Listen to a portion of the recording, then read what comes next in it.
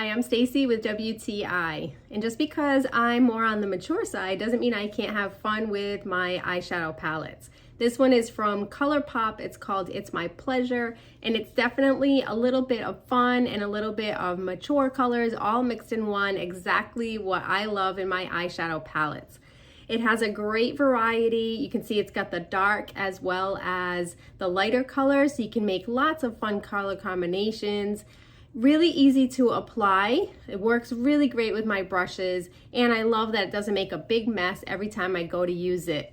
It also comes with a really nice, generously proportioned mirror so that you can have this with you on the go if you wanted to apply it, or you can just go ahead and do it at home. It closes right back up into a nice sturdy case, and you get a lot of generously sized and colors of these eyeshadows. So love this palette from Colourpop. It's lots of fun, love applying it, and that's my point of view.